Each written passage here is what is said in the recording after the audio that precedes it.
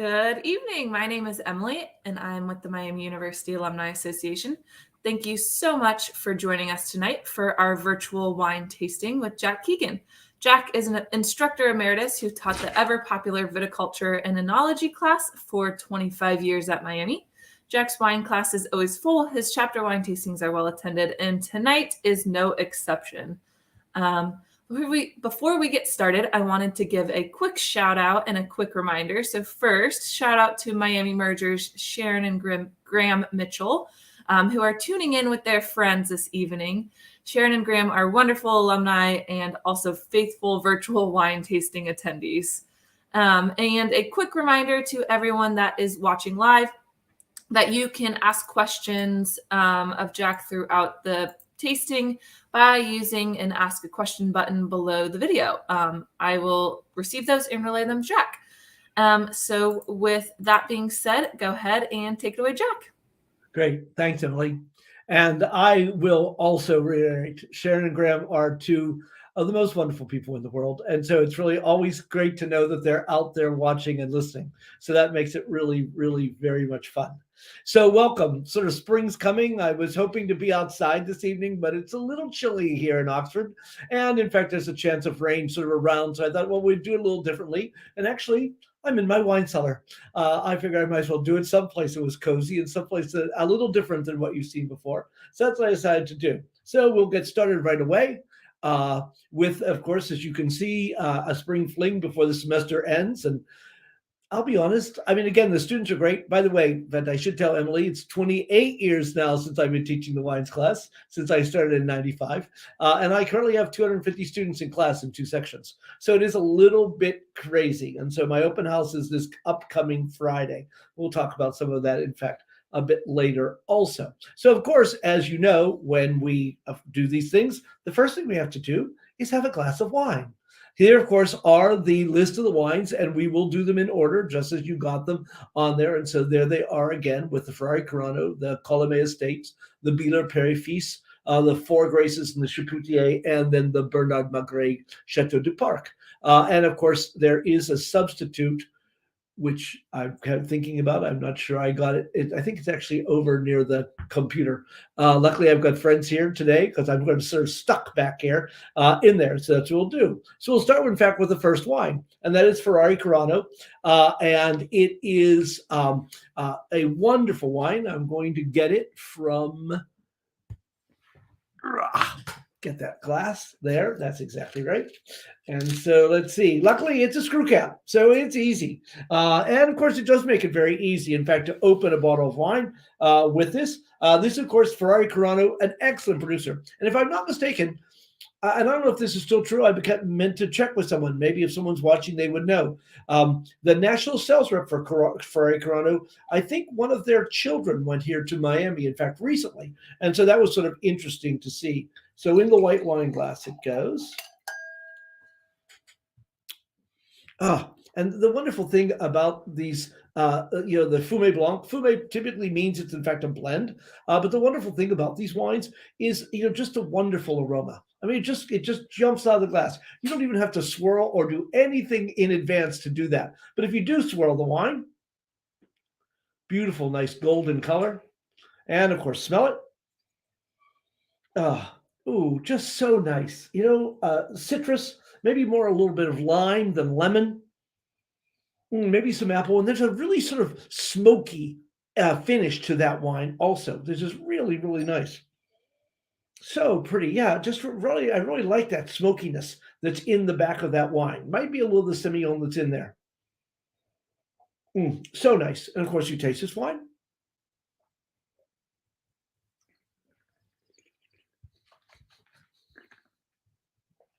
This has always been, in my opinion, such a crowd pleaser and just such a perfect California Sauvignon Blanc. It's from Sonoma County. And in fact, it comes from several different vineyards that are there. And they really do a very nice job with this. Nice, crisp, fresh, a little bit It's funny how often I have wines that seem to have a little chamomile in it, and I get a little bit of that chamomile in that wine also. It has that little bit of herbalness that's there with the lemons, etc. So really a nice wine. So let's talk a little bit about this wine. It is in Sonoma County, and there you see it right north of San Francisco. Napa, of course, would be just further to the east right there. And so it's certainly right in that area. It's always funny. And of course, it's, and I've got some great pictures. It is really a beautiful estate. And it was started, in fact, by a couple. Their last name, in fact, was Carano. And they made their money in Reno. And so the thing is it's sort of funny. Everybody, if you go to Sonoma, it's like, oh, there's people at Napa. They're all multimillionaires. They're all into it. It's sophisticates, etc. And we here over in Sonoma, we are just plain folk. We are farmers, etc. And so people weren't really happy when this was in fact built in Sonoma, even though, of course, it's a beautiful estate. It is certainly very un-Sonoma-like in a lot of ways. And so there, in fact, you see it. This, of course, they've got beautiful gardens in the back. By the way, in fact, they sold, I want to say 3 or 4 years ago, Bob Foley, who literally has an entire stable of wines now, bought it. And I will have to say, though, the wonderful thing about Bob Foley is when he buys a property, if it's already good, like Ferrari Corona was, he keeps it that way.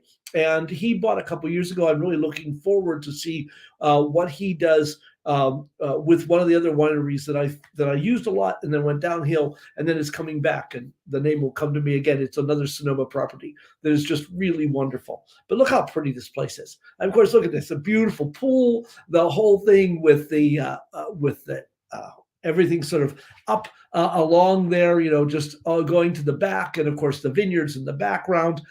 This, of course, is an aerial view of the entire property with, of course, surrounded by the vineyards in there. Of course, vineyards everywhere along there. This is, in fact, looking directly off of their terrace. So very nice. I took some alums there in 2011. We had a wonderful time there because, in fact, not only did we get to see the winemaking process because we were there around that time. In fact, I'll show you a couple of pictures in a moment, but they really have beautiful gardens.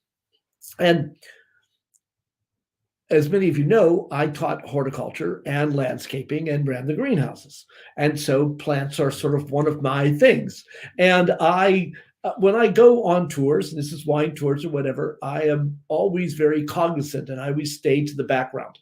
I don't want to, go up there, I think, but it was pretty obvious fairly quickly that the guy knew nothing.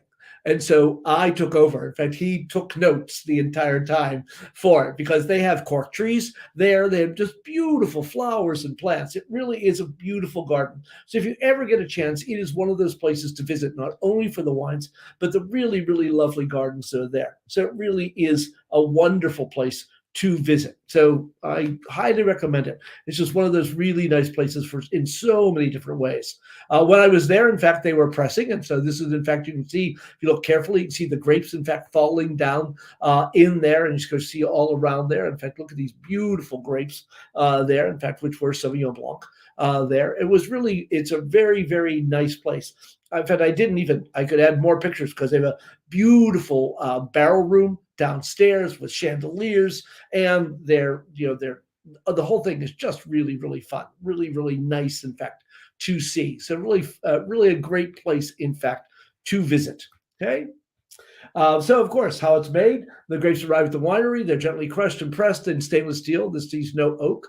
48 hours before cold settling. That's one thing a lot of people don't realize. It really is important that after you press the grapes, and of course you press it off the skins right away, that you allow the particulate matter, a lot of it, to simply settle out. And then you rack it off because you want that clean juice. Because if it happens to have a lot of particulate matter, you can get off flavors and aromas. And so that's what you don't want in there. Then it's transferred into the stainless steel or older French oak barrels there for fermentation. It's certainly aged, and it really gives it. That's, I think, one that gives it that smokiness and that creaminess, which, in fact, it's stirred every other week for 2 months, and so they actually leave a little bit of yeast on the bottom. You can't leave too much because otherwise you can get off flavors, etc. And then of course it's blended and bottled, and so that, in fact, is how it is put together. And apologize. I have a feeling, in fact, as I was going through thinking, did I put, because I think this has some Semillon in it, and I'm not sure I put that in there. But it did get 90 points. In fact, as you can see from Wilfred Wong and wine.com. Delicate, pleasing, it says apple blossoms, Fuji apples, candied fruit, dried herbs. There's that chamomile there. Enjoy with a glass, he says, of lightly grilled Dover sole and white asparagus. Of course, this is white asparagus time. So, in fact, not a bad idea at all. Just a lovely wine. Really, really is. Green apple certainly there. Just a really, really nice wine. So it's really always been one of their sort of go-to wines there, though they make very nice reds at Ferrari Carano also. Okay. So as I usually start with too, going through about the world of wine. And this first thing is causing a bit of a stir. Researchers in Brazil, as you know, if you come to these, especially when we talk about sparkling wines, there are two different ways to make sparkling wines. One is in the bottle. And so, in fact, the second fermentation takes place in the bottle and has to be in champagne, has to stay in there for 15 months. In many places, at times, it'll be 2-3 years or more where it stays in the bottle before they get rid of the yeast. The other way, for example, how they make Prosecco, is that they will take the wine and they put it in a big vat and they let it under pressure because, of course, the pressure builds with the CO2, the fermentation, the second one. And so they build up, and so they'll leave it there for a few months, and then they will take it off under pressure and bottle it. And, getting rid of the, typically getting rid of the yeast by filtering it. And so that's what they do. But supposedly, and of course, it's just one experiment, in Brazil, they did one wine in the bottle, and they did another wine, the exact same wine, in what they call the Schrammad or the bulk process. And they said after 2 years, they could not tell the difference. Now, I have a feeling the people in Champagne may not be very happy with hearing that. And it would be very interesting to see if anyone else redoes that and about the differences. But they felt that after a couple of years, you could not tell the difference between the two. So that's very interesting because it costs a lot more to do it in the bottle than doing it in a big tank. And so that's one of the things that will be interesting to see how that goes in there. I also saw, in fact, just today, Australian wine imports continued to decline by 7%, especially interestingly enough in the UK. The other place, and I think I mentioned this before at one of these, is that the Chinese, in fact, at one point in time, was their number one importer of Australian wines. But then the Chinese government did not like the politics of the Australian government, and they slapped like 100% tariff on it. And so now they sell, I think it was like $5 million only worth of wine to China, where it actually had been like $300 or $400 million worth of wine to China. And so that was a real problem with them too. So they've been struggling. And of course, with climate change, it's affecting Australia like everywhere else too. Thirdly, and this may be a word you're not familiar with, you can see the word en primeur, and the en primeur campaign, which is in fact is getting ready to start. This is in fact where they sell Bordeaux, but what they're selling is so interesting because they're selling Bordeaux that were grapes last September, October. And so they pick the grapes, they made the wine, they have it in individual barrels, and then they do the blending, usually January, February, to get the final blend that they're going to use, that they will eventually bottle. But then they sell the wine. And so people buy the wine, and yet they will not get their hands on that wine for probably another 18 months. Because by the time it's, depending on how long it spends in the barrel, and then of course in the bottle before they will finally release it. And so this is a really interesting time, and it's always been a big deal. And again, between money and the chance of recession, it's going to be really interesting to see how all that goes. Very rarefied part of the wine world, but a very important part of the wine world. And it'll be interesting to see how all of that goes. Any questions yet, Emily? Yes, we had one come in, or we've had a couple come in, but the first one is from Sandy, and she said, Jack, is that the winery that we visited on the Miami trip that also had the cork trees? And yes. If it is, what are the cork trees? I'm curious what that is. Sure. Actually, cork comes from a tree. What they do is after the tree gets to a certain age, they can take off in the spring the outer bark. It's dead. In fact, there's an inner bark that's alive you have to be very careful with. And so they actually take the bark off of it. And sort of, in a nutshell, the tree has to be 25 years old. You have to then, the first time that you take off the bark, it's no good for making wine corks. You then have to wait a minimum of 9 years before you can harvest it again. And then even those corks, that's 34 years, aren't good. Then you have to wait another 9 years. And so the tree is basically 43 years before you can actually get half decent wine corks off of it. Luckily, cork trees live for like 250 years. And so you can, in fact, harvest them every 9 years from then on. And that's, in fact, where cork comes from. And yes, there were, in fact, several cork trees on the property there. And actually, if you go, a lot of wineries, in fact, plant a cork tree very often near, because, of course, cork and wine are so integrated together. So, yes. Oh, that's really cool. I didn't know that. And then one other question, it's more general, but it sets us up for the rest of the evening, is this is a spring wine tasting. So what makes a wine more springy or summery? Why would you pick a wine to drink now versus in December? That's an excellent question.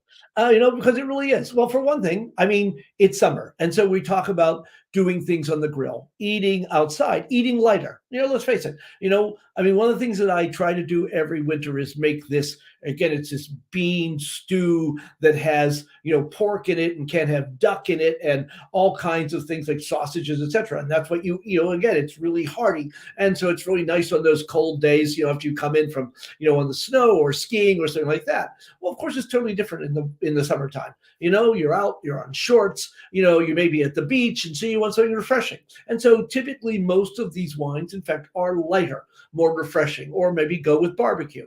And so that's, in fact, where the idea of this came from. It's like, oh, let's have some lighter wines. Let's have some wines that I thought are really good for the spring and summer. As I mentioned, I'm teaching right now. And so that's one of the things we talk about all the time. And some of these wines, there's no question. You can drink rosé in the winter. Most people say, oh, I can't drink rosé in the winter. What are you talking about? And it really is, because there's, in fact, some rosés that are, in fact, nice and hearty and do very, very well. But we have those ideas, and so that's why I was looking for things that were sort of fun and a bit lighter, and even in the red, so that would be something that you could certainly enjoy through the summer. I left long time ago. I had been into a wine shop, and he was talking about, in fact, Cabernet Franc from the Loire, and they are very, very good. And that's what he said. It was his summer red. And so I've used that very often. Oh, that's my summer red. And so, because you don't want often a big, heavy Cabernet in the middle of summer when it's delicious in the wintertime. So that's why. Okay. Yep, that's it for now. Great. We'll continue.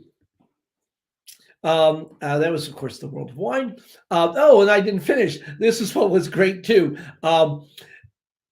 There was, in fact, and this is, I don't know if you've seen this other places, but as you can see, in Belgium, they had shipped, I think it was 48 cases of Miller High Life to Belgium.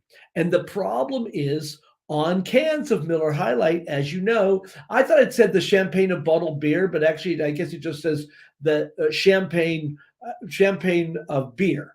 And here, because especially in the EU, and of course the Comité du Vin de Champagne, in other words, the people who do champagne, you cannot put the word champagne on something that is not champagne. And so it is amazing. I watched most of it today. There's like a 4.5-minute video where they, in fact, show these people opening every can, pouring them out. I mean, everything done ecologically soundly, the paper in a separate place. And then finally, they take the empty cans, is what you see on this picture, and they are crushing those cans. And so you cannot get Miller High Life in Europe as long as it says the champagne of beer on the side.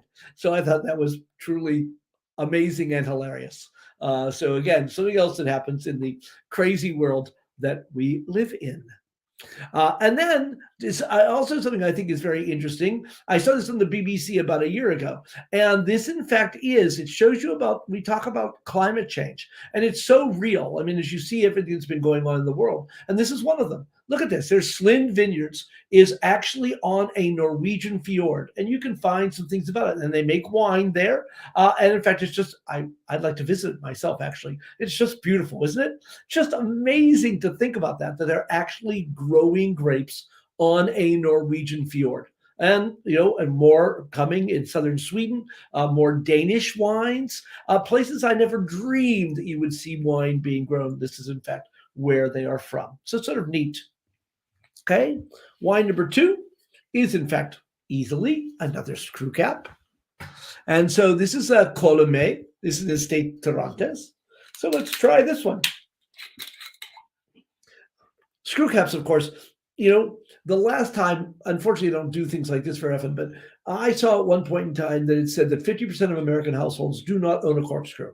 And so having a screw cap, and the thing is, a lot of times, screw caps are just so easy to do. And so that, in fact, has a lot to do with it, too. So again, this wine, beautiful light yellow color, that pale straw that we always talk about there.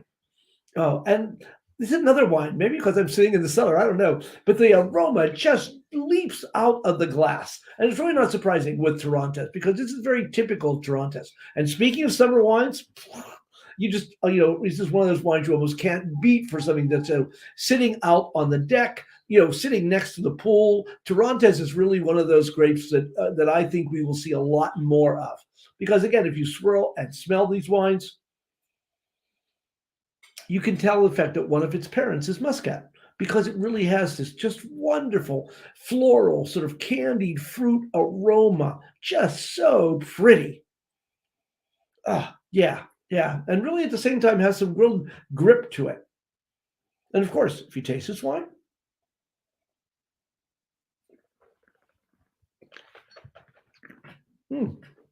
how interesting.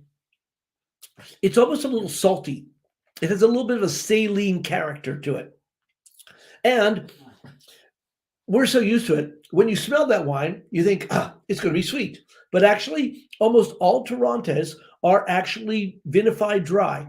This only has 2 grams per liter, and that's far below what you would be able to.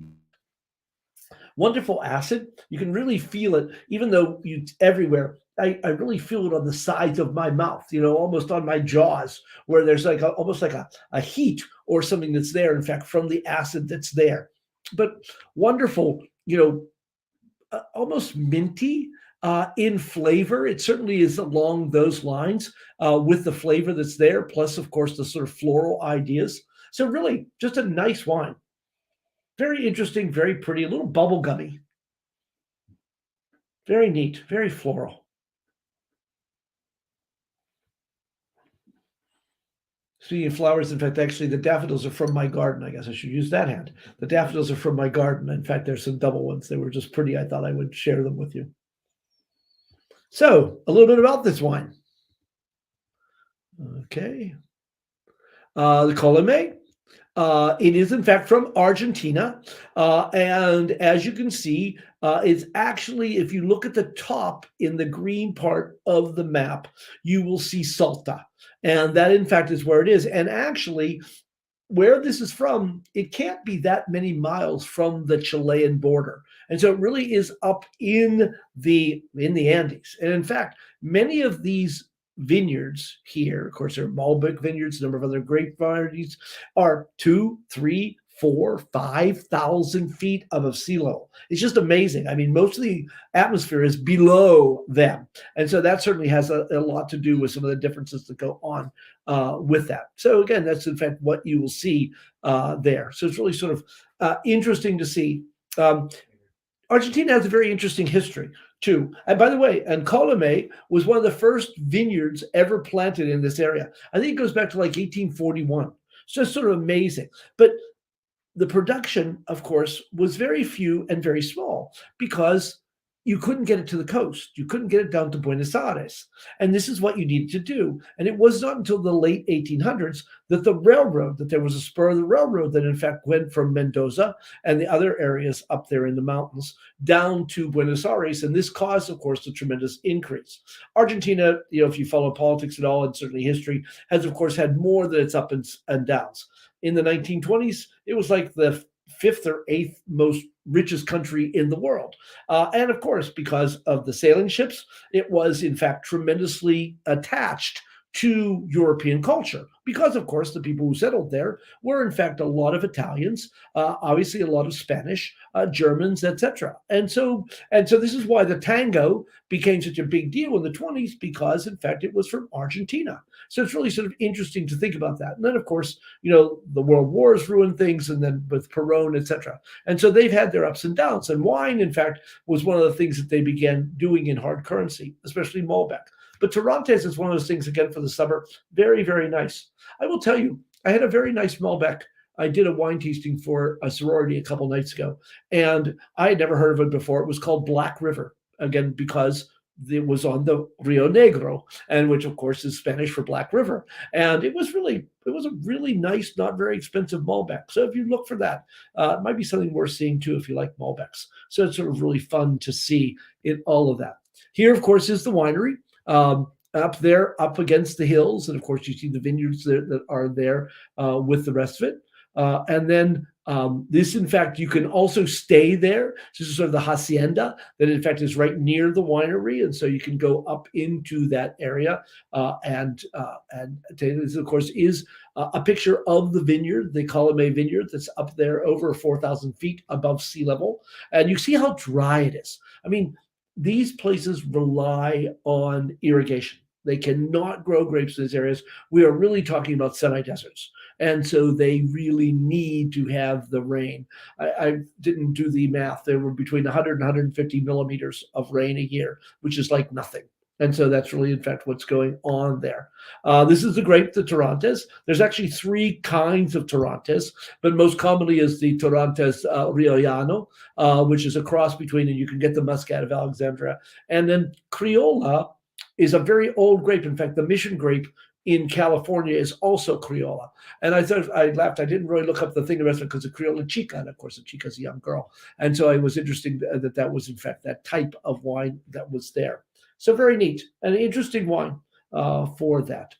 Think of things. And of course, how'd this wine do? 92 from James Suckling. He says, of course, perfumed aroma of elderflowers, lemon blossom, green apples, melon, medium body with fresh acidity, creamy, supple palate, balanced and so drinkable with no bitterness or pithiness. It's vegan, drink now. And 90 from Wines and Spirits.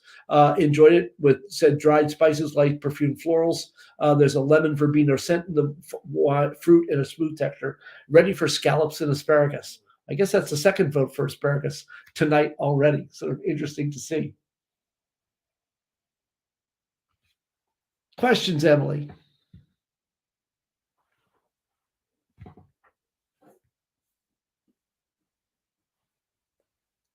Emily? Sorry about that. We've lost her. So this isn't specific to this wine. Emily? Can you hear me? Oh, there you are. No, I can't. So this question isn't specific to this wine, but it's specific to your location. So if someone wants to know, how do you organize your wine cellar? Haphazardly. Actually, no, it sort of goes around me. And so over here, when you come in the door, I have whites. Most of them, in fact, are French, with, in fact, some Germans, and then Alsace. And then below that are my sparkling wines. And then there's a gap. And so I actually have a few cases. I'll figure out how to turn this. How do I turn that? I have turned it wrong. And so, again, you can always see over here, but in fact, you'll see a lot of Burgess up there at the top. And then I have sort of southern, it's actually parts of Italy to the bottom, Amarones, etc., right near I have to figure out which hand I'm using. Over here, in fact, there's Pinot Noirs. There's dessert is right behind me.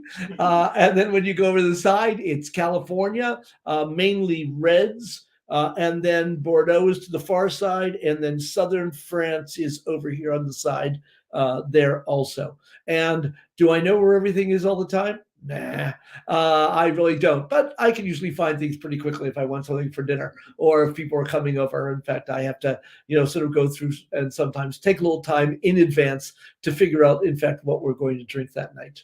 And they're all for drinking. Some of them, in fact, I've had for a long time. In fact, I think I might have mentioned this in February when we did the last one. The last weekend of February is, in fact, it's been designated. What are you saving it for? Because, in fact, people do this all the time. They have wines and they want a special occasion or they need a special occasion. Well, how do you decide when the special occasion is going to be? And so, in fact, these people, in fact, who used to write for the Wall Street Journal, that's what they came up with. So that evening is the evening, in fact, where you're supposed to open those wines. For me, it's really, in fact, waiting for certain people to come back, friends that I have wines that I know I want to open when they're here. In fact, some of them better get here quickly, otherwise I'll drink them myself. So that's how that happens. Anything else? Yeah, one more. So this, I know you were talking about wines in South America, but this is like South in America. So what do you think of wines that are made from New Mexico grapes? It is my understanding that vineyards that served the early Spanish missions in this area are some of the oldest in the USA.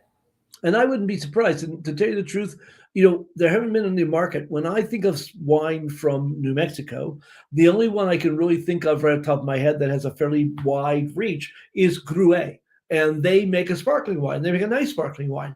And they are in New Mexico. And they do a nice job, and they really do. In fact, actually, I haven't seen them in the market as much as I did a few years ago, but they do. And so it's really interesting. That's the same as in Baja, California, and Mexico. Many of these, in fact, were started by the Spanish. There's still only a couple hundred acres of Mission, and Mission doesn't make really good wines. And of course, and I'll be honest, the Spanish really weren't in the process of making good wines when they were here. They needed wine mainly for sacramental use, and they weren't sort of up. But of course, we're talking, 1700s. And so, in fact, most of the wines really weren't very good. That's one thing I try to impress on my students all the time. I mean, there is no question. You are drinking better wine than Napoleon ever did. There is no question about that and it was really until glass came and became standardized into bottles. And then, of course, us rediscovering to use cork, that you could allow wine not only to age, but also have something where air couldn't get into the wine. Because in a barrel, air is going to get into it. In anything else, air is going to get into it, especially when you empty them. And so it was always the new wine that was the best wine because it always went bad.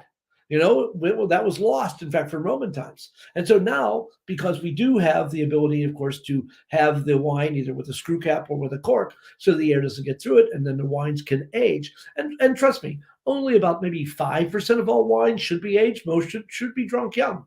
And so that is, in fact, how that comes along in there. Sort of a long answer to that, but that is, in fact, what I know of New Mexico. Let's put it that way. Great. That's it for now. Okay, great. Let's continue. And we're off. We're actually off to the south of France, which is basically where sparkling wine, where rosés came from. There's no question. When you think of rosés, sorry, I keep saying that, you think of Tavel, Tavel. It was, in fact, the town and around there that made these dry rosés. And the thing about rosés are that, that in France and other places, they've always been. And unfortunately, in some ways, of course, there were some good ones made. America got inundated with White Zinfandel at one point in time. And they tended to be sweet. And some of them were good, and some of them weren't so good. And so, consequently, rosés or blush wines, as they were often called, had a bad rap. And so it's taken a while for people to really sort of embrace rosés. And it's also interesting to see all the various colors that can be in here. So this one, in fact, is quite light. And it, of course, is the Bieler. And it is also a screw cap. That's one thing too about these kinds of wines. They put them in screw caps because it's like they're almost like saying to you, these aren't serious wines. We don't have to sit here and contemplate them and and spend 3 hours smelling them, etc. These are wines to enjoy. These are wines, in fact, to have in the spring and summer. Wonderful light, almost, in fact, that color of almost a flesh tone, very, very light. And that's also interesting, how it goes, because in fact these are how rosés for the south of France are. And a lot of other places can have a lot more color. By the way, it all comes from skin contact, how long the grapes stay or how long the skins, because all the color in a grape is in the skins. And so you have to allow the skins to sit with the wine for it to have, in fact, that color. So let's swirl this puppy and smell it. Oh, just, again, so interesting. A little cloves, of all things. Yeah, wow, cloves. It's just amazing to think sometimes, oh yeah, a little orange, maybe some strawberries. I'm not sure I get raspberry. I really do. I get orange and cloves. It's just sort of crazy. So fresh. And of course, taste this wine.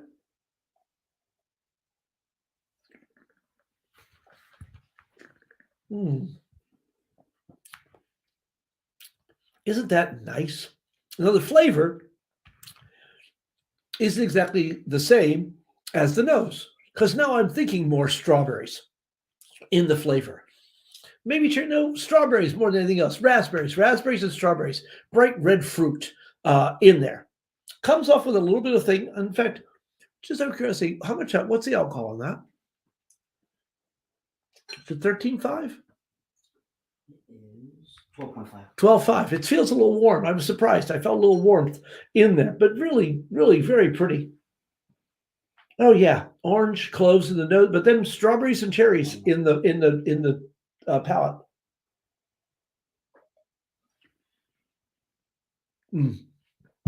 So pretty. Really, just in fact, so pretty. So let's see a little bit about this wine, shall we?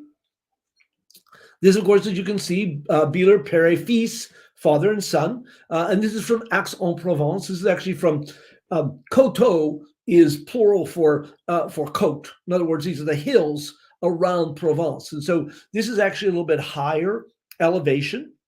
And so that's why this wine has a good acidity, because it's grown a little cooler. And typically, wines grown in cooler climates have more acid than in warm climates. And so that's the difference that's going on with that. As you can see there, this is where it is, as you can see, very much in the south of France. And if you look carefully at this, the picture is fairly small on mine, but you see, I think it's sort of the gray is where it says Coteaux de Provence.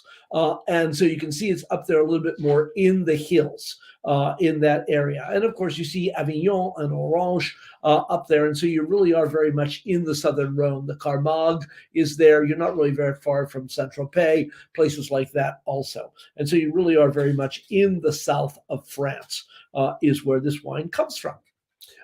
This, in fact, is the Fils, the son. His father, in fact, had the wine, but he really, there's no question that Charles has been the guiding and real force in making these wines, commonly on the market and making a lot of good wines. And so he's well recognized as being a very, very good winemaker and marketer in the business in all of this. And of course, the vineyards. And of course, Provence. I mean, how beautiful can it be? And I'm not even going to show you one picture of lavender. So it's sort of just amazing. Of course, it's just so beautiful down there. And so, of course, you have these gorgeous vineyards in there, and of course, up against the mountains, because you're up in the higher elevation there too a bit. And so it makes it a little cooler. And so it's just beautiful, beautiful vineyards down there in that area. Really, really fun, in fact, to have that area and these wines. And look at this. You want to talk about the kitchen sink of grapes? And what's interesting, I guess I should say before I go through them, is they don't own any vineyards. They have long-term contracts with a number of producers. And this happens. And there are handshakes, and many times these will go on for years and years and years. And in fact, they are trying to improve, or they work with the people, in fact, to improve the wines and the grapes that are there. So you see, in fact, it's mostly Grenache, and Grenache 32%. And Grenache is truly the workhorse grape of the south of France. And in fact, you can find them. This, of course, is probably a Grenache Rouge, in other words, red, but there, in fact, is a Grenache Blanc also. In fact, you see that at the bottom. And then Syrah, also very common, especially in northern Rome. And then Cinot, another wine that's very common, or another grape that's very common in the south of France. Cabernet, a bit of a surprise. There, again, probably giving this wine a little bit of the bulk that is there. Roll, which in fact I put the Italian name, and in fact more and more French producers are using that word Vermentino, because Vermentino is becoming a very fashionable grape. As things happen, this is one of them. You're seeing a lot more Vermentinos on the market than you saw 5 years ago. And then Grenache Blanc, which is the white version of Grenache. And then Counois, which is another grape that you will see in the south of France, but not a huge amount of in them. They make them into white Chateauneuf de Pape a little bit, but there's other white grapes that they use in the same way with that. So those are the grapes that are there. It's interesting, too, how they do this, because, again, very modern. The wines are treated separately, so they don't just throw these grapes together. They treat them separately. They use different yeast. They actually use, this is interesting how they talk about thinking about juice solids. So even after, they've sort of pressed it, you still have a lot of solids. And what they do is, for a while, they will actually sort of mix them around and keep it to get some of the flavors off of those. And of course, they do different lees treatment. Again, that's of course the things at the bottom there. Circulating solid pre-fermentation. Before, of course, it ferments it all, sort of before they probably settle it. Then the grapes are covered with nitrogen because, let's face it, rosés, whites too, they tend to be fairly delicate. And so by absolutely making sure that no oxygen gets there during the whole process, it keeps the nice fresh aromas a little better in this. And so it doesn't get any oxygen until, in fact, this bottle, in fact, was just opened. So that was sort of interesting to see, too. All the vineyards are on contract, as I said, but they've worked with them since 2005. And so these are long-term contracts that they have. So really a pretty neat story in these. And, lovely wine, and as you know, not very expensive. As I said, a great summertime wine, no question. And there's so many good rosés out there. It has become, and it's interesting because it's always been that way in France. If you go to France and you go into a supermarket, or if you go into a wine store, one entire aisle will be nothing but rosés. And so it really has. And of course, you're seeing that more and more here in America also today. Again, the winemaker notes, classic Provence rosé profile, serious winemaker around the world attempts to mimic, and for good reason. Winemaker's goal is to find the delicate balance between floral, herbal, wild red fruit, not overly ripe, stone fruit and acid. Enticing aromatics of peach, white cherry, and wild raspberry are balanced by summer flowers, white tea, and Provence herbs. And then, of course, there is the listing of all of the grapes again. So interesting. A little tea, I can see where they're talking about that. Questions, Emily? Yes, and sorry, my dog is sitting there looking over my shoulder because I may or may not be having dinner in between questions. So we have a couple of questions. As a question too. A couple of questions. Two are about like percentage in alcohol, and then one is about France. So we'll start with the France one. Someone said that they are going to France this summer as a family. Are there any family-friendly winery tours that you could recommend? That's interesting. And I cannot, unfortunately, it would sort of depend on where they are. I can't think of anything right off the top of my head. But the thing is the wonderful thing about, and it is so many of these places, when you go, you'll have a good time. And it's not because, of course, you're drinking wine. If you're interested in what these people are doing, in many, many cases, these people, in fact, are family operations. And in fact, it is, maybe multi-generational.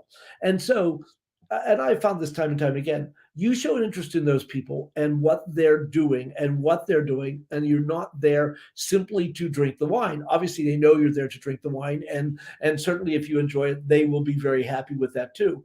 But there's no question they will just, it's their passion. They want to share their passion. And so I can't think of anything sort of right off. That's a really good question. I don't know if it would be easy to find those or to check, but so many of these operations are in fact families. And so they would, I think that many of them are. And I mean, let's face it, alcohol, one of my favorite pictures that I like to show in class that I just did was in fact in Italy.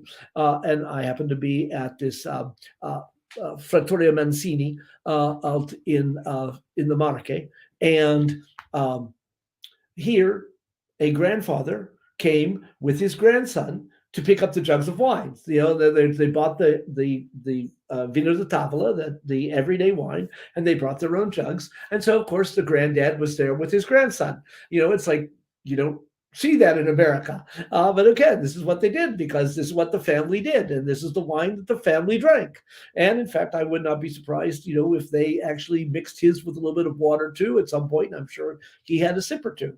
And so it's just very, very different. So I really think that you will find a lot of places that are very family friendly. It's a question of, I think, finding those family owned wineries. And that should not be too difficult.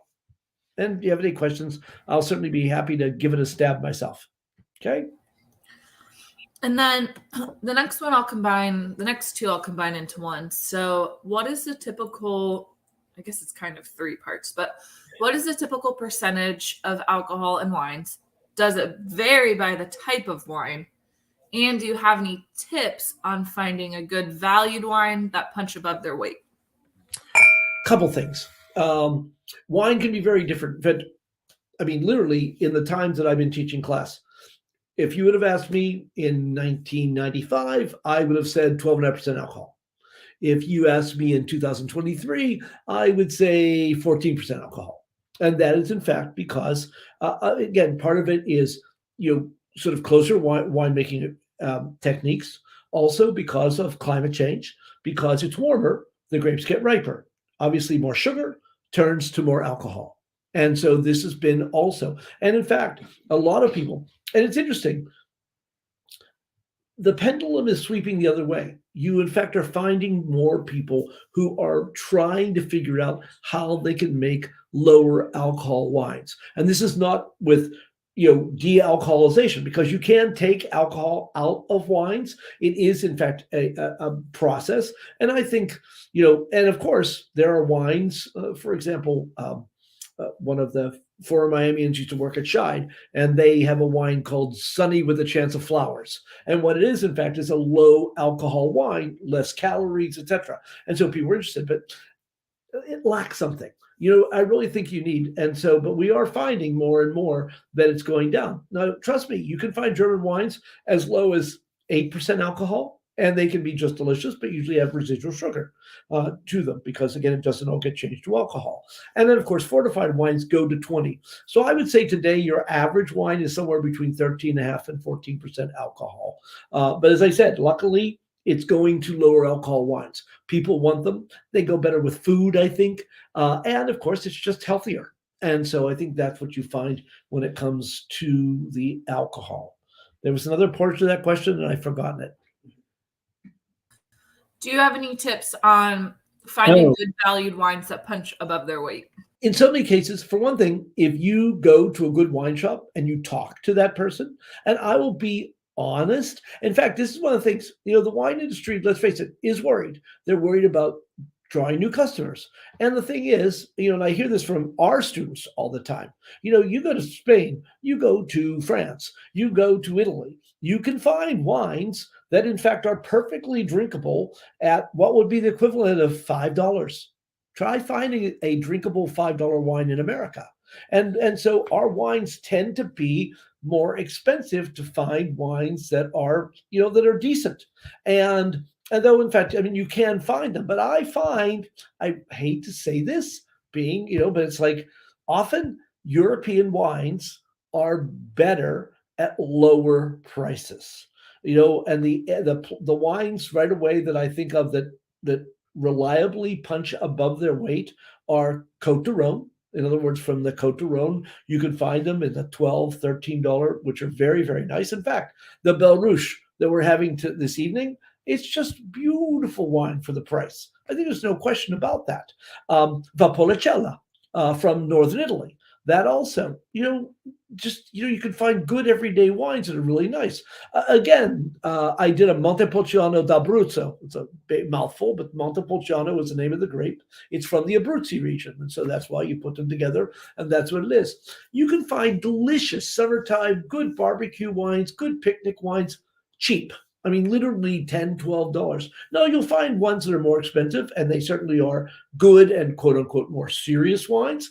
But for just easy drinking, those are three areas right off the top of my head that think, you can just find so many good wines from those areas. Just no question. Okay, one more specific to, because it's specific to this wine. What foods would you pair with this wine? That's a little interesting.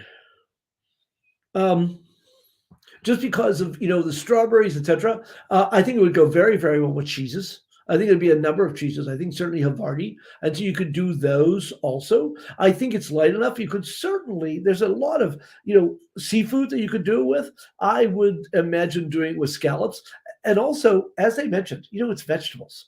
I think about green beans and asparagus and all those things. And so maybe even like a pasta primavera or something along those lines that would be really nice because it would cut through the fat because it's got nice acidity in it. And yet it has a lot of those flavors, I think, even though it's a little, it's not fruit. It's not a fruit bomb by any means. I mean, as I said, I think I taste, some things, also, I bet this would go really well with Asian food, because it has just a touch of sweetness. It has those herbs in it. It's got the acid, and actually probably sushi also. But I think anyone who knows me knows I'm the person who stays away from hot peppers because I think have a beer. It just doesn't work that way. Wines typically do not work, in my opinion, with a lot of chilies. And so I just don't do that. But, I think of, Thai food like coconut milk or a lot of spices that doesn't have the chilies in.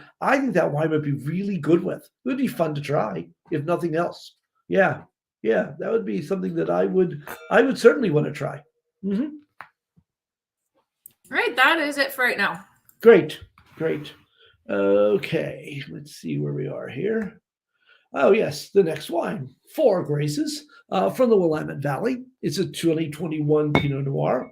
And by the way, for some of you, and I think it's good that people typically wait, till the week before to pick up the wines and may not do it early because I'll be honest, we were all, in fact, not only myself, but the distributor was caught off guard because when we first posted the vintages of these wines, that's what was on the market. And in fact, and I could tell, in fact, the rep was not really happy about it because he said, I've got good news and bad news because one of the wines, in fact, was in the same vintage, but a couple of wines switch vintages. And it's like, well, that's it. You've got to go with that vintage. And so there have been some vintage changes in there. So I apologize. Tops off of that wine already, so I don't need to do that. But of course, I've shown you so many times how to open a bottle. As I said, I get that the point, I put it right in there, then I turn the bottle and I turn the cork. So the corkscrew is right there in the center.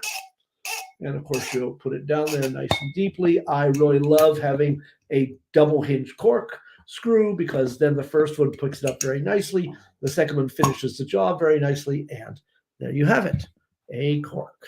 Okay. So wine. This, of course, is the Four Graces.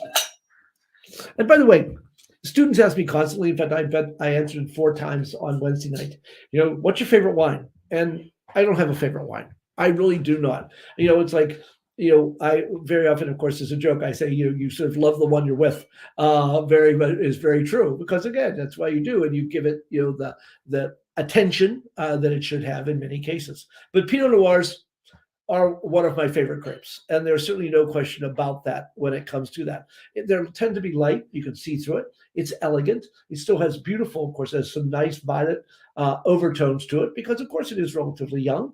Because it spent some time undoubtedly in oak, and so needs to be done that way. So again, if we swirl this wine,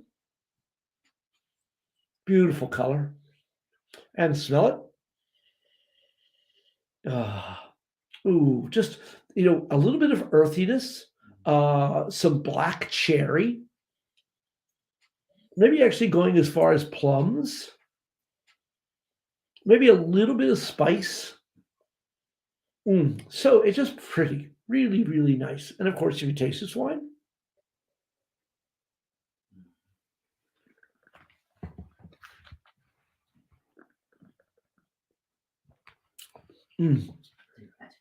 the spices there. Yes, you get a little bit of the oak. You get, in fact, some of that. Sometimes we tend to call it forest floor. It sort of is that sort of that idea that's there. Nice spice though to this wine. I'll be honest, it's interesting. I noticed this before, and of course it's like with everything. I mean, this is sort of this is not this is this has a lot of grip to it. It doesn't have as much fruit as I would expect a wine from the Willamette Valley to have. But the thing that's nice about this wine is Pinot Noirs are such great food wines. And I will bet you if you have this with some cheese, or it's, and I say this every time because it's so true, with some salmon, because of the fats, etc., it would bring out more of the fruit in this wine and balance it a bit more. Because I find it a little tough, it's a little bit sort of together. And I wouldn't mind it being a little softer, a little rounder, a little fruitier. But again, it's simply the style of the wine. And it really is very, very nice. It's just stylistically a little different in sometimes what I like, but really nice spices. Yes, I think it might need to get some air.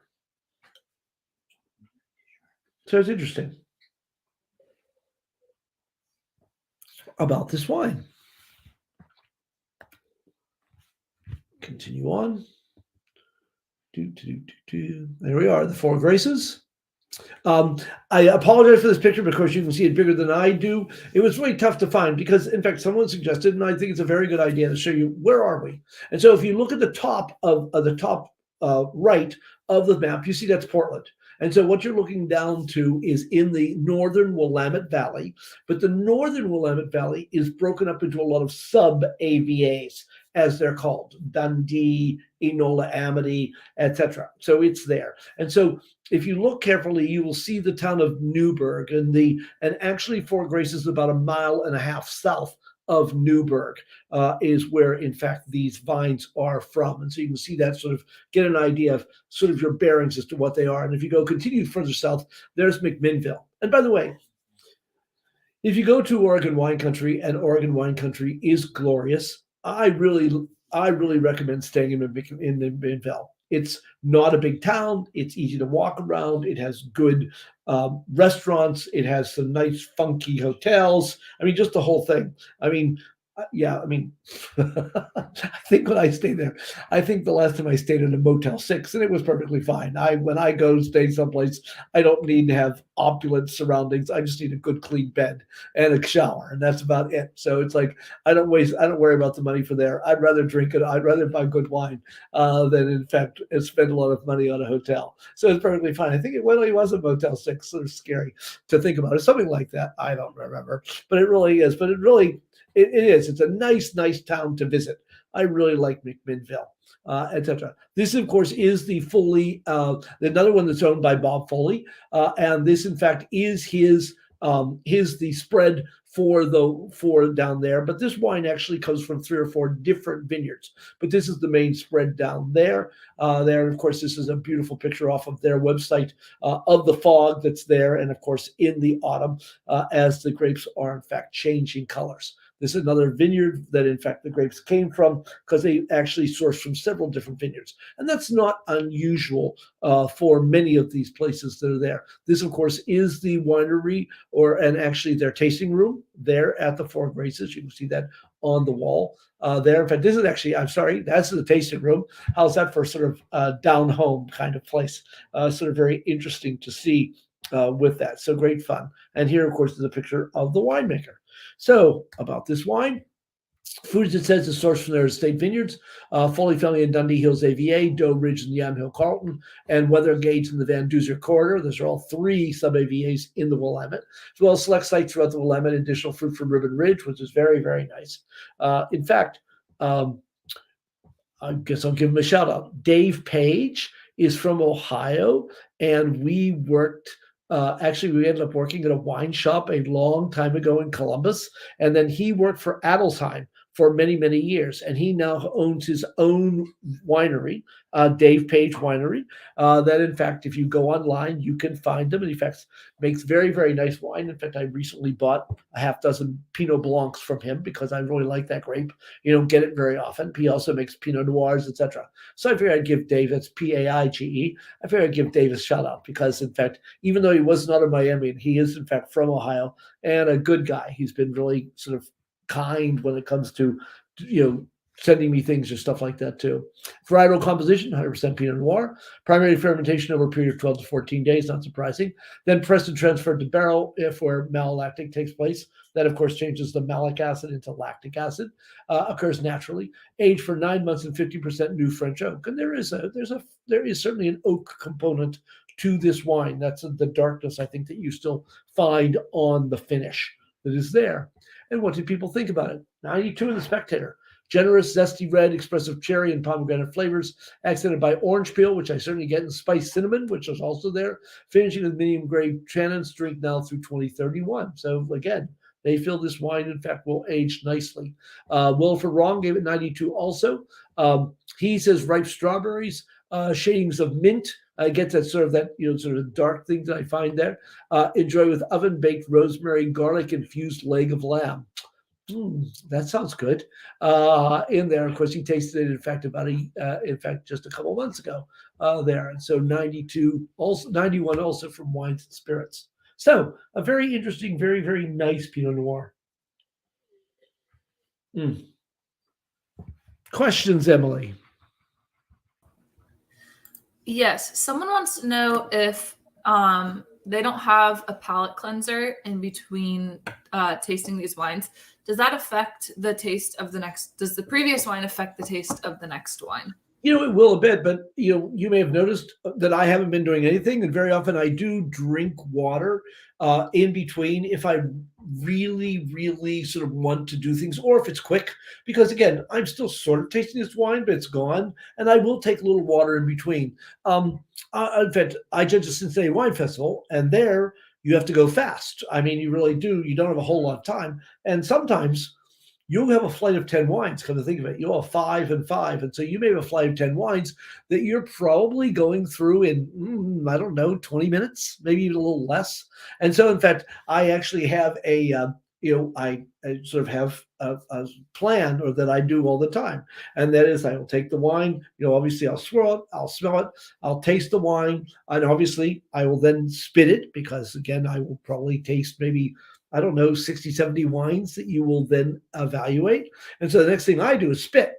And then I usually have, in fact, water there. And so, in fact, I'll drink the water to clear my palate, etc. Maybe, in fact, sort of smell, you sort of smell myself or whatever, just to sort of get that aroma so you're fresh for the next one. And so you have to go boom, boom, boom, boom, boom, boom, boom. So it will. And in fact, this is why, as you can tell, I mean, I give you the list of the wines go. The important thing is to have a lighter, easier wine first and then build up because, obviously that Bieler in comparison to this, Pinot Noir is basically nothing flavor-wise. I mean, this has so much more flavor and dark component, etc., that it would obliterate the Bieler that's there. That's my other thing too.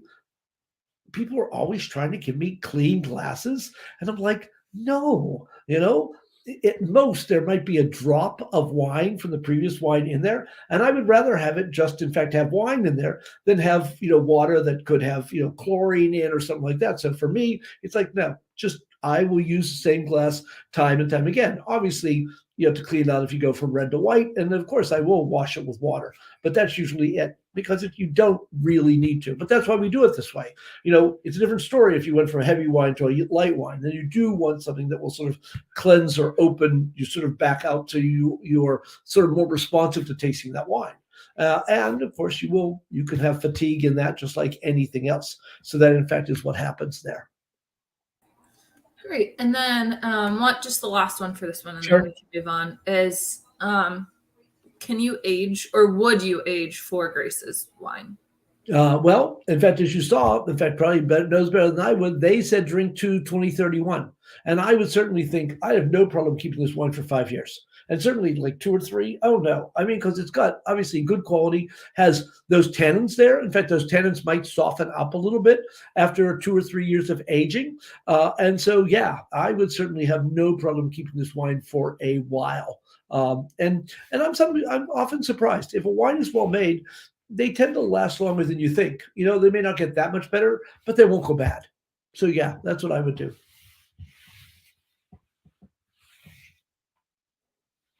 All right, we can go on to the next wine. Okay.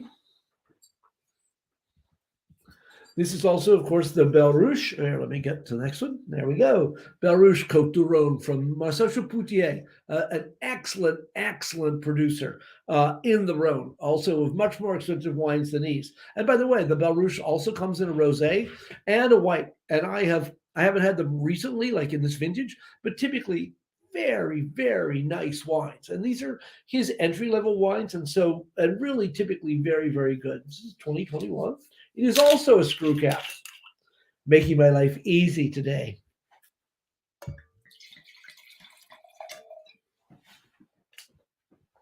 And first of all, I mean, look at that color. I mean, it's just beautiful.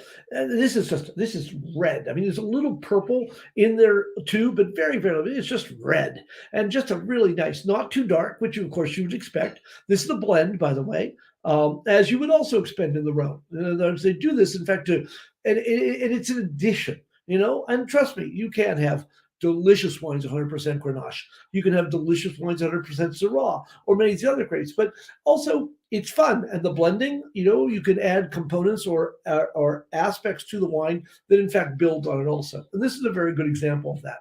Beautiful color. And of course, if you swirl and smell this wine,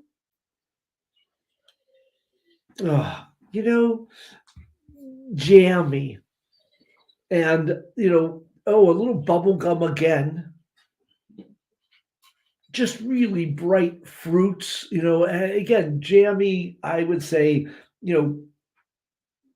sort of cherries, raspberries, plums. Actually, more plums. It's a darker aroma, sort of richer aroma. And actually brambly too. Blackberries? Oh, yeah. In fact, actually very brambly. Yep. Now that I think about it, it's like, oh yeah, no question, blackberries. Really, a lot of blackberries in that wine, and also a little bit of that herbal spiciness, what the French would call garrigue, which is a great word. Oh, that's just so nice. I mean, and literally, of course, obviously, if you bought this wine, you know how much it costs. I mean, it's just amazing what a delicious wine this is. And of course, taste this wine.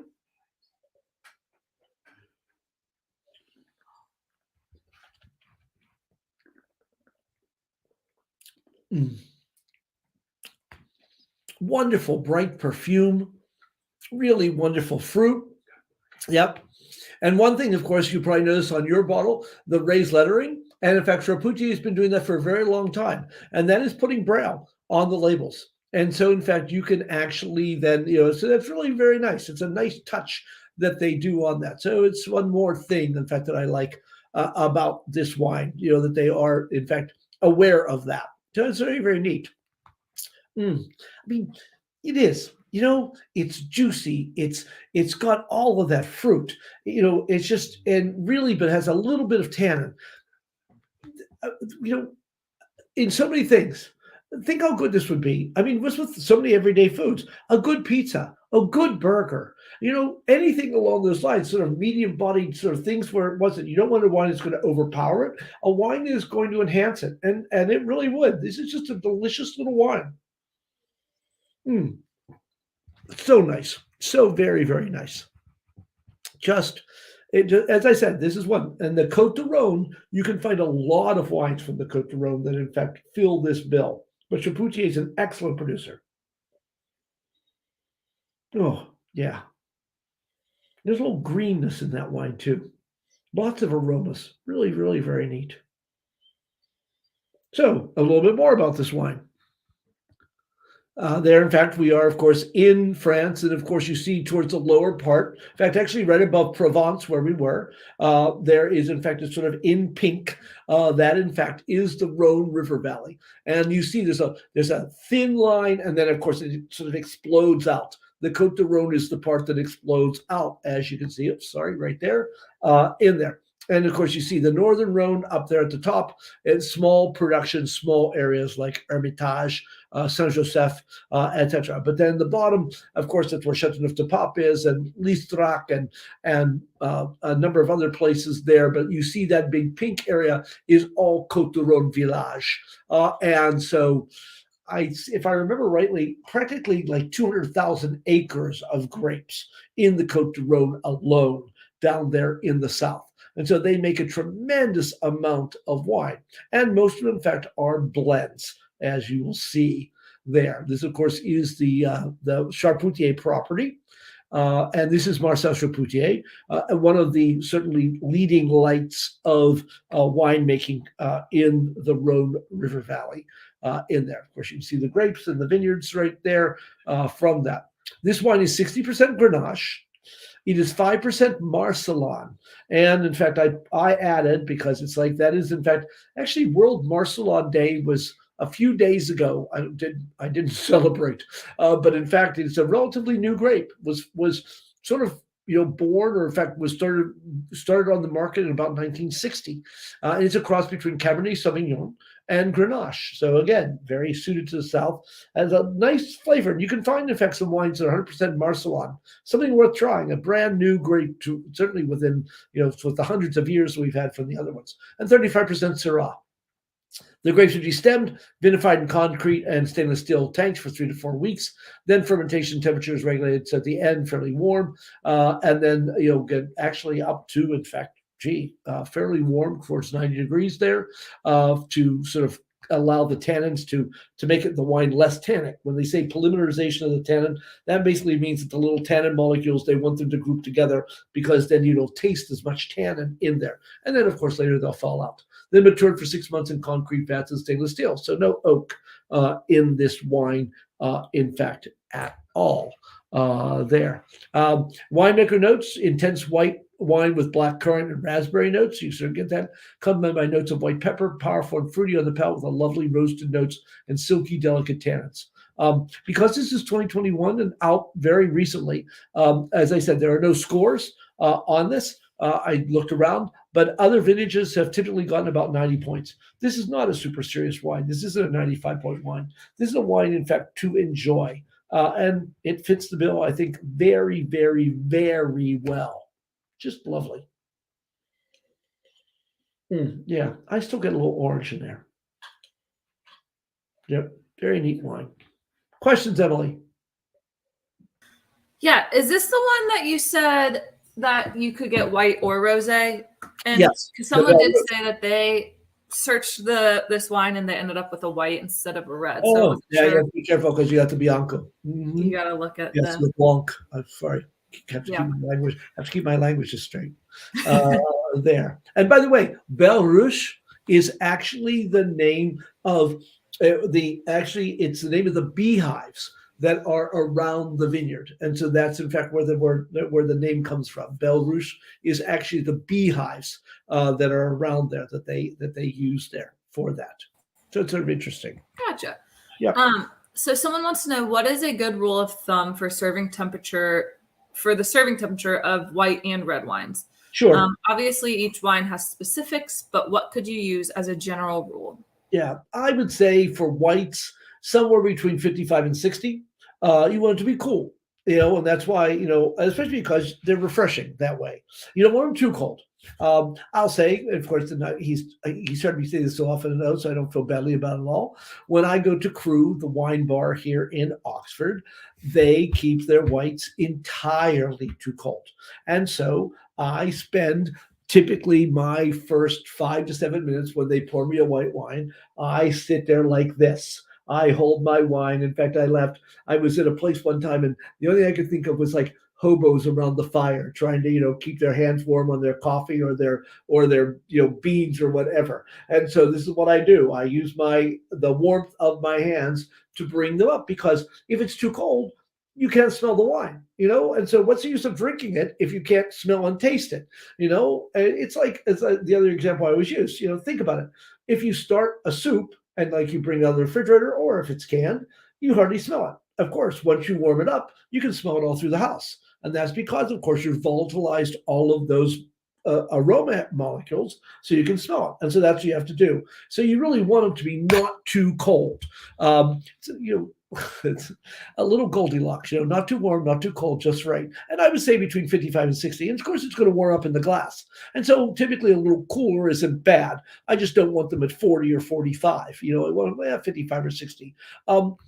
And of course, it's funny because you have to have one. Where reds, they say cellar temperature, which is sort of hilarious. But I would say, again, I would rather my reds be between 60 and 65. I again want them to be cooler, because if your house is 72, they're going to warm up anyway. And over time, they're there, and you don't want to be too warm.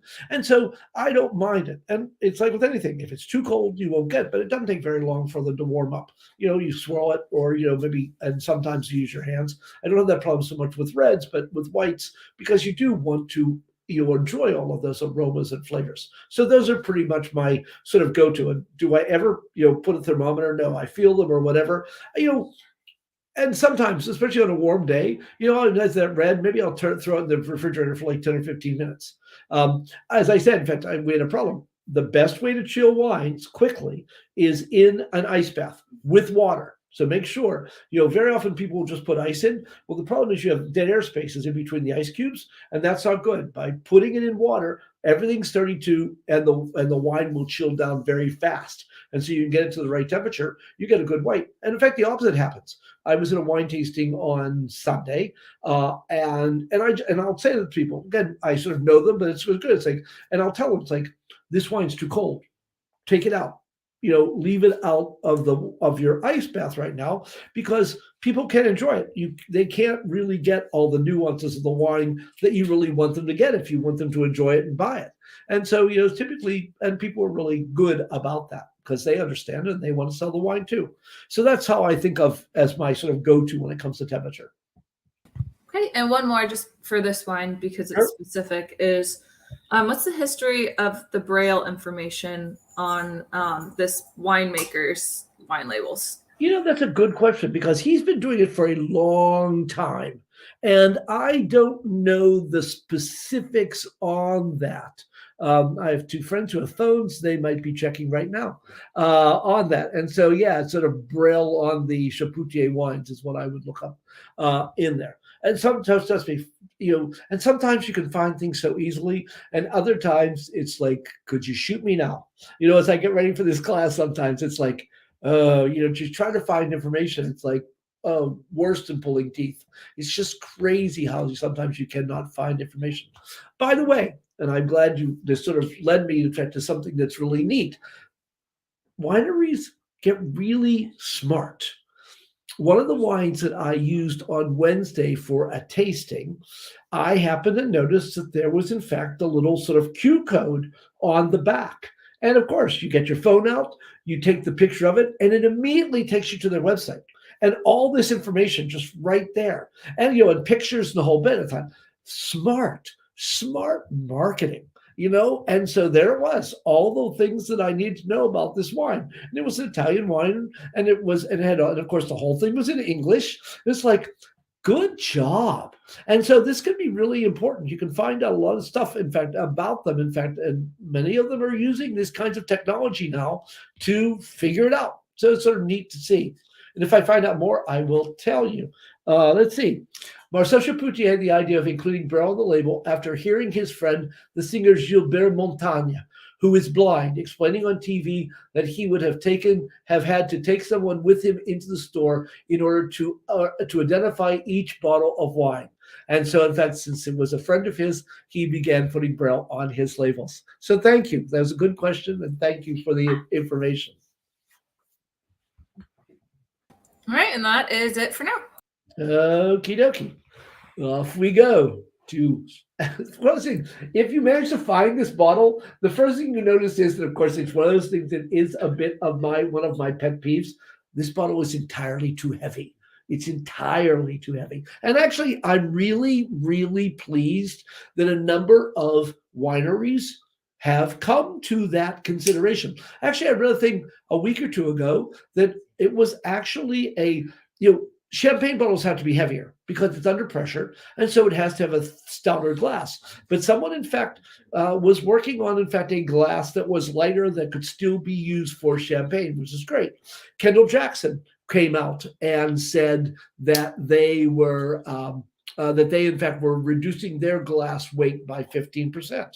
And no, I don't remember if I told you guys in February or if I saw it afterwards. But Tablas Creek, which is also a wonderful winery, on their blog, they lowered their glass weights a good while ago now.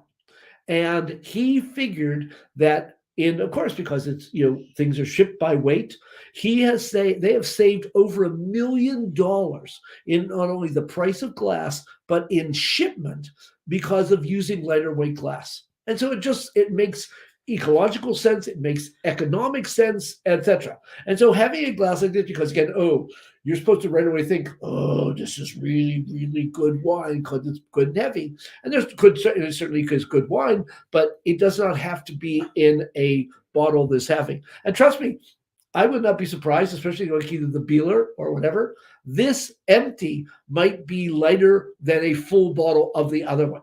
And I have found many wines like that. So it's one of my pet peeves. But I'll have to talk to Monsieur Magret about this. We'll talk about it. So again, let me open this up.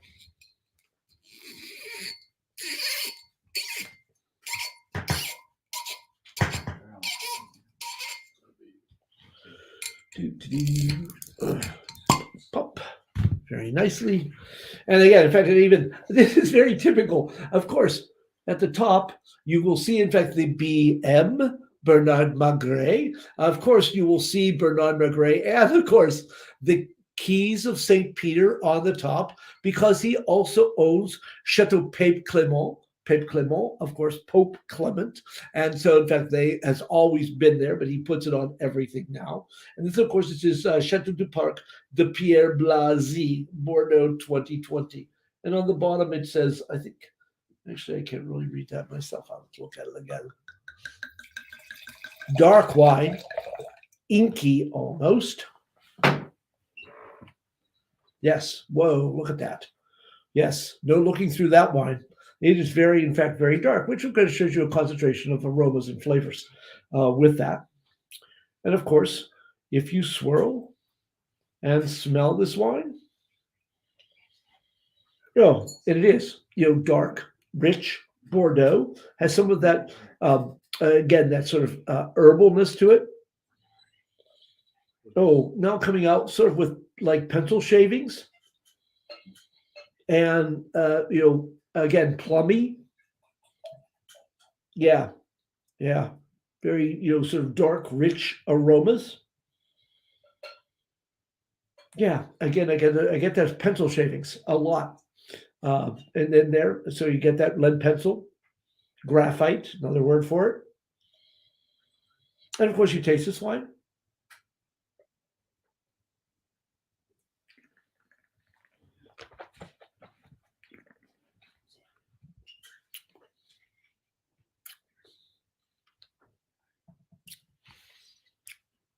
You can use this for the summer. You might want to wait till the fall. This point's a pretty big wine in there. And so,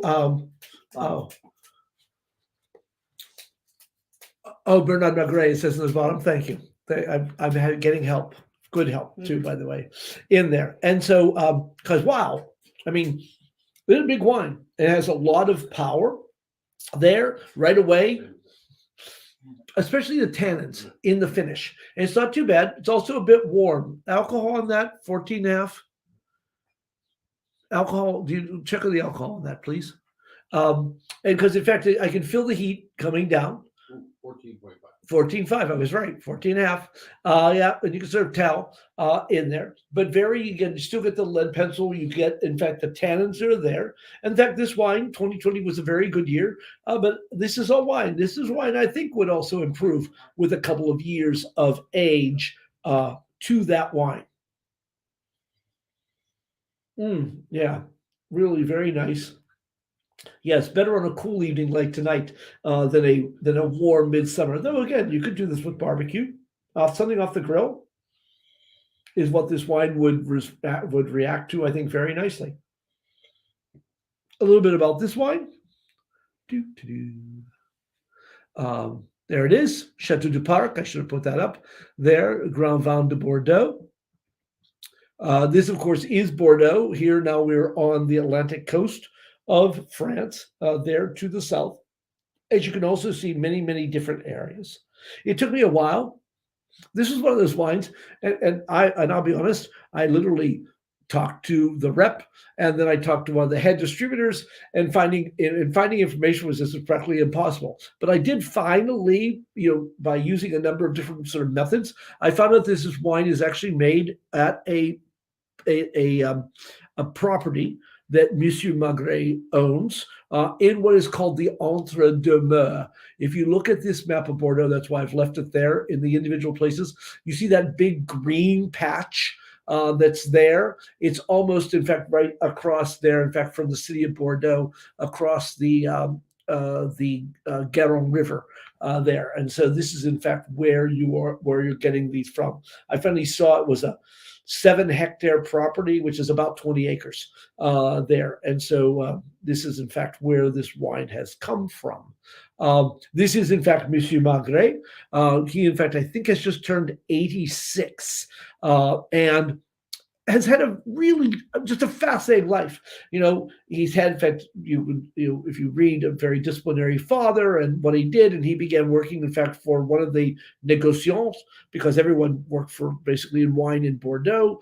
And then he started his own company where he imported port, to France. And this was in the 60s when the supermarkets were coming along. Things like Carrefour in France, the hypermarché, as they were called. And so he made a lot of money bringing in port, relatively inexpensive. He then did that with another wine. And then, obviously, he's done very well for himself. And he has, in fact, has now 40 properties around the world. He is, in fact, a multi-millionaire in there. And interesting, we'll talk a little about some of the things too. In fact, I will show you, in fact, a quick thing. Luckily, a couple that I've actually been to. This is Chateau Peyclement. This is basically his flagship. It is a second growth, so it's right there at the top of Bordeaux. It is named, in fact, for the Pope that was there. I was lucky enough, there was a gentleman who was there who was importing their wine. And so, in fact, I actually went to a concert there at Châteauneuf-du-Pape. And so it was very, very neat, in fact, to see there. This is, in fact, La Tour Carnet. I was lucky enough to go to there with the Society of Wine Educators. In fact, that was, in fact, a keep. The building, parts of the building goes back to the 11th century. He owns that one. Here, there's another picture of it, sort of, in fact, had sort of a moat around it, as many things did at that point. There are some of the vineyards that are there.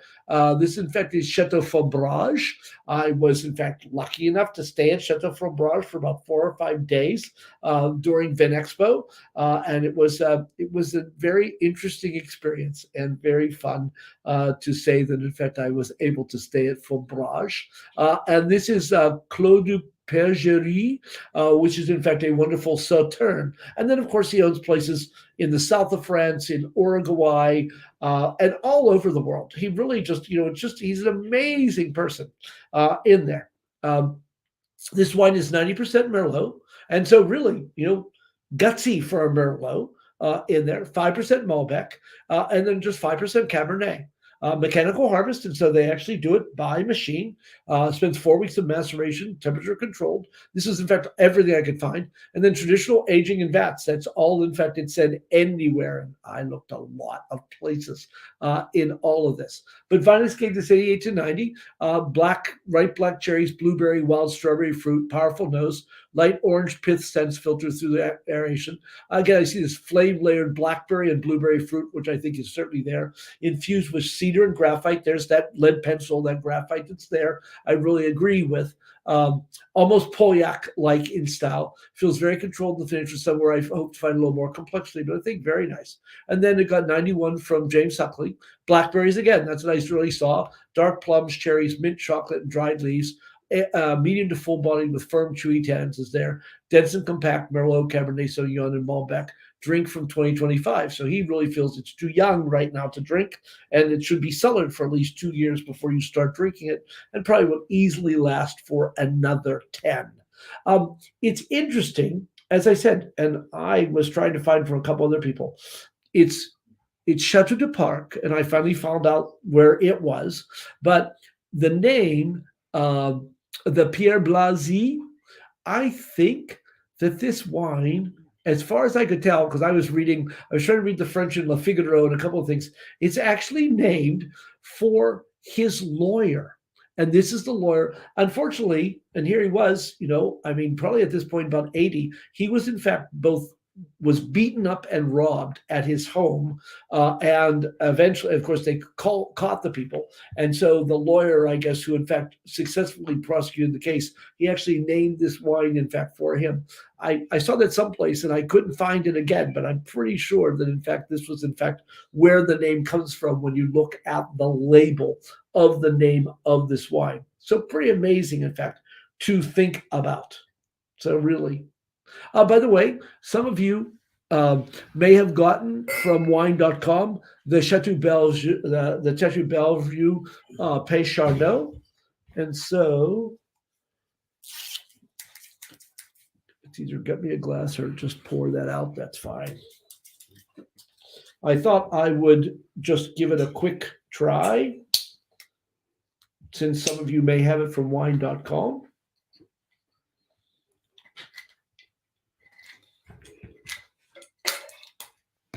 Bing. The thing about, and Bordeaux's, in fact, some of these wines, and they can age, and many of these wines, in fact, by the way, too, both of these wines, and this is something that I didn't explain, in fact, and should have when I put the wines out, these wines are called Bordeaux Supérieur. What you find in the French wine system, and actually European, is wines come from a certain delimited area. And so it would be named Bordeaux, and can only come from a certain area that, in fact, so if it's outside of that, obviously you can't use the name Bordeaux. Well, Bordeaux Supérieur is actually, they have slightly tighter rules, slightly higher alcohol to them, and it still isn't real high. And so you'll find a lot of wines that, in fact, are labeled Bordeaux Supérieur. In fact, obviously, being Americans, we just call them Bordeaux soups in there. And so this is what they have. So if I'll quickly go through this wine, since some of you may have it. I wanted to make sure that I did that. Lighter in color. In fact, the first thing I noticed right away is, in fact, it's much lighter in color. You can see through it, which, in fact, because it is mostly Merlot, I would expect. But you have to realize, Monsieur Magret is, in fact, very international and very much doing his wines almost in a California style, with a lot more guts and a lot more concentration of flavors, where I think this is probably much more of a classic style that you would get in Bordeaux. So it's interesting. It makes an interesting contrast.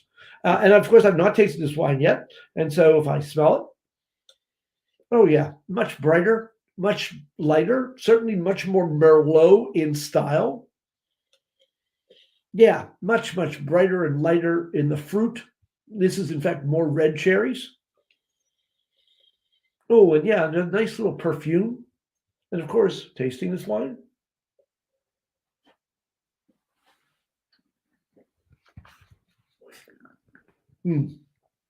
Lighter, so much lighter. Very pretty style. Has nice tannins, but it is. Now, this wine is basically drinkable now, and certainly will be drinkable for the next 5 years, but much lighter, much easier on the palate. Fair amount of tannins in the finish, good acid. Also, I mean, very nice, but whoa, very different in the style of the wine. It's not meant. The other wine was much bigger and more massive. This is lighter, brighter, sort of really interesting. And that's a little bit about this wine. I have it so you can take care, so you can see it. Okay, there it is. This, in fact, as you can see, Bellevue de, in fact, I have to see close to Pez Charnot on the hillside there. Very lovely old-fashioned winery. They're, in fact, beautifully hedged vines, so beautifully kept, if that's certainly the picture. Look at those vines. They are, in fact, beautifully tended. You can just tell about that. This wine is, in fact, look at this. 65% Merlot, 25% Cabernet, and 10% Malbec. And so so interesting, exact same grapes, except a lot more Cabernet, and yet this is a lighter wine than the wine that was only 5% Cabernet. Again, depending on the amount of oak, etc. And James Suckling gave this 91. He said spiced cherries, ripe currants, hints of licorice, vanilla, nutmeg, and bark. Medium to full-bodied, which it is, with velvet tannin, structured and firm, with a deep core of ripe dark fruit and a flavorful finish. Really is. It's a very nice wine, and very, of course, most of you do not have both, but still very different than the first one. Certainly both Bordeaux Superior, but just shows you how stylistically the wines can be very, very different. Nice little wine. Questions, Emily? Yeah, and they aren't super specific to this wine. But since this was the last one, I'll start asking the more general questions, or I guess these two wines. So are white wines made with red grapes ever? Yes, they can be. In fact, actually, I did not add this today, but in fact, the latest thing was a controversy going on between Oregon and Argentina as who made the first white Malbec. Because Malbec is, of course, a red grape, and there is a winery up in maybe it's Washington State, that they, in fact, for the last few years have been making a white Malbec. And in fact, there's been a couple wineries already, because I actually read this whole relatively long article about it. There's been a couple wineries in Argentina that have. You can make a white wine out of anything, because, as I mentioned, the color is on the skins. And so you can, in fact, as long as you don't give the wine skin contact. In other words, you take those red grapes and you press them right away and you take away the skins, you won't have any color. And by the way, where do you see that most often? If you drink a Blanc de Noir, which means white of the blacks, champagne, that is, in fact, it's a white champagne. But it is, in fact, made from Pinot Noir and maybe Pinot Meunier, in other words, red grapes. I've had white Cabernet Sauvignons. I've had certainly white Pinot Noirs, and that's not even with the from Pinot Blanc, which is basically the grape that's a white Pinot Noir. But in fact, no, you can, in fact, make any wine you want, any red grape, into white. Obviously, you can't do the opposite because you don't have the color in those skins. But yeah, there are many wines. People don't make a lot of them. I probably see white Pinot Noirs more than anything, but I think I've had white Merlots. I don't think I've ever had a white Syrah. Just trying to think of some of the various wines that I've had. But yes, so you can certainly make white wines out of red grapes. All right, and I have 3 more questions. Mm-hmm. So this one said, obviously, with everything that's happened in the past 3 years, some of the effects of it have been people have had the loss or dulling of smell and taste. So have we seen any effect on the wine industry because of that? That's a good question. And obviously some people in the industry, I know, in fact, it's almost a year ago to the day that I had COVID, and that was my true worry, but I never lost my sense of smell.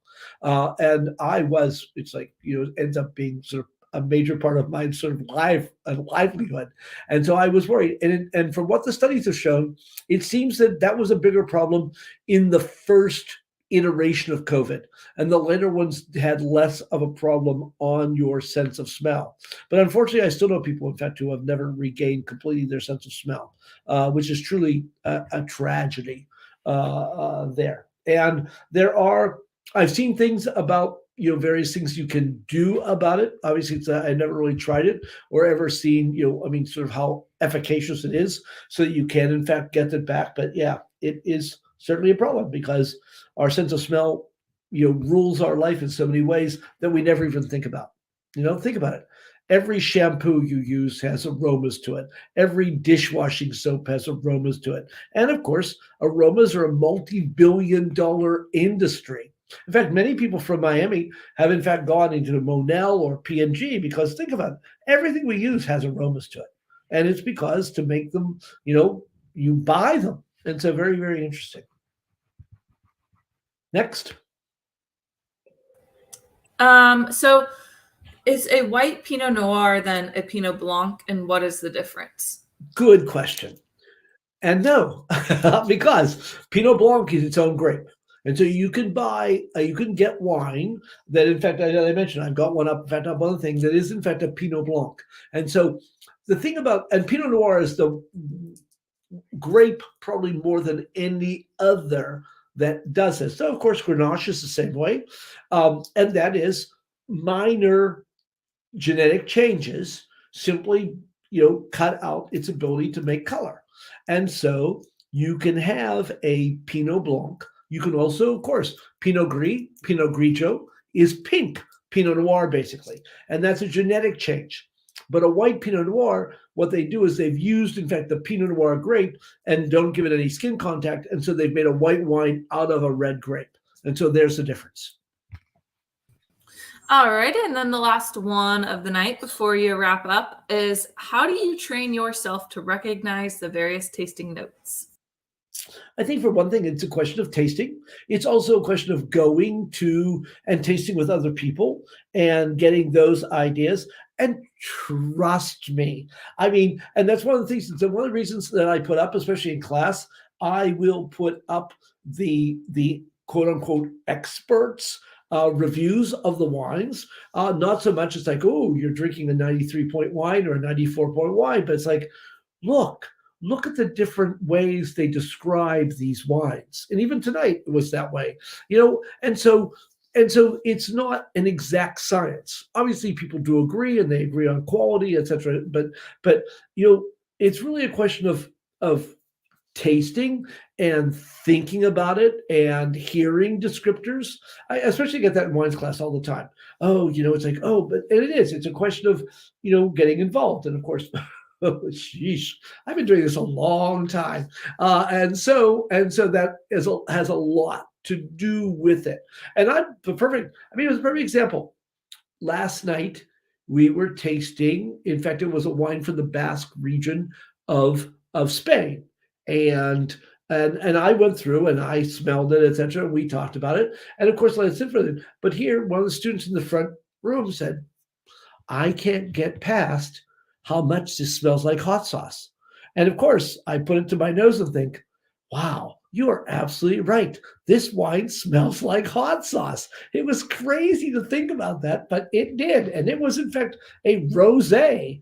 And so it's really very interesting how this is. And so it's always a learning experience and getting used to it. And, unfortunately, we're visual people. I do this, one of the things I do in class is I will give students aromas, and then they have to think without having that lemon in front of them, that lime in front of them, that, peach in front of them, or something like that. And it is something that we're not used to doing. The most interesting one, honey, because if you smell honey, it's not sweet. But of course, you automatically assort honey with sweetness. And so the aroma isn't sweet at all, actually. And so it's those kinds of things, that you have to divorce yourself from the flavors that you often have at the same time. Sorry, I went off on a tangent there. All right, and that is it. So I'll add your slides back. I got a few things to finish up. For one thing, it is spring. In fact, actually, this is actually from a tree, Nyssa sylvatica, which is black gum tupelo, and of course has these wonderful flowers or leaves because, in fact, spring is coming out. This is, in fact, there are two. So interesting. I ran around campus this a couple days ago when it was sunny. I ran around, and of course, I have my two favorite dogwoods that are along Hughes Hall, and this is one of them. And look at it. It's just glorious and in full flower. And of course, I looked at the other one like, I have no idea. In fact, I wanted to check with somebody because the other one, which typically looks exactly like this, but even bigger, looks like that. It had like 3 flowers on it. I have no idea what has happened to that plant. And I taught horticulture, and I have no idea why that plant had no flowers on. But you can see this with used in the background. And so, in fact, it was interesting. So I'll be interested to see what it looks like next year. Dogwoods luckily last for years and years and years. And these plants are easily probably 50, 60 years old. Beautiful trees on campus.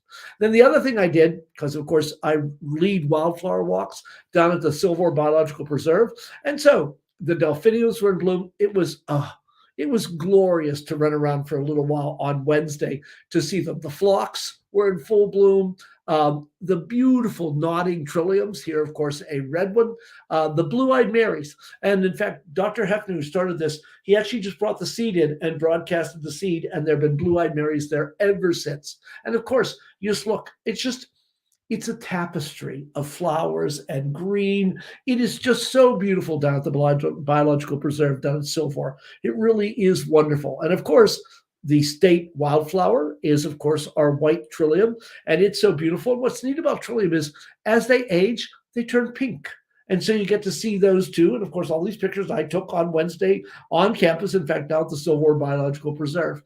And of course, here's a white nodding trillium. They're just so beautiful. And of course, they're ephemerals. All of these will be gone so fast once the leaves come out in the trees. And so it really is very special, in fact, to see them all. Of course, many of you may have spent much time at Peffer. And then, of course, there is Merstein there in the back where the Alumni Association, in fact, has offices. And so I put that in. And I thought I would put in, of course, the McVeigh building, which will be an amazing thing. Supposedly, I'm actually surprised. I was at that point thinking, they're going to do tours of that on June 10th. I thought that was a bit surprising, but they, in fact, are supposed to do that. And that, in fact, will house several different interesting departments, wonderful, wonderful things going on here at the university. Speaking of, I had this picture just because, again, our students, I did this wine tasting on Wednesday. And so these are, in fact, 2 students who took the wines class last semester, and they became friends. And so they will both be graduating, in fact, this week. But in fact, they were seniors. And so I had to add a picture of Kat and Anya to that. And then also, if you are anywhere near Oxford, you need to come tomorrow to the Electric Roots Festival. It is absolutely a blast. Last year was great. This goes from 3 till 9. I'm praying it's not going to rain. I mean, I had such a good time last year. It is really, really fun. And so if you're around, this is certainly something you do. And finally, and I almost hate to show you this picture, but I will anyway, because on June 10th, you all have to come back for Alumni Weekend. And of course, we have, I think this is the 32nd annual. I think it's there someplace. Yes, 32nd annual Performing Arts Wine Tasting. It will take place at Ox College at the Community Arts Center, OCAC, on Saturday, June 10th. In other words, during Alumni Weekend, where I expect to find all of you from 2 to 5 at that place. And of course, they use my face, and I hate every minute of it, but that's okay. And then finally, thank you and happy spring from me and the Miami University Alumni Association. And I hope to see you all on June 10th. Thank you so much, Jack. Thanks for your time tonight. And thank you to all of you that tuned in and asked questions. I know we had a lot of questions, so if we weren't able to get to yours, I apologize. I hope you all had a great time and learned something new. And I invite you to check out our other Alumni Association webinars. They are free and open to all. And all of these webinars and some of our past webinars can be found on alumlc.org/MiamiOH. Thank you again, Jack. Thank you to everyone that tuned in. Have a great weekend in love and honor.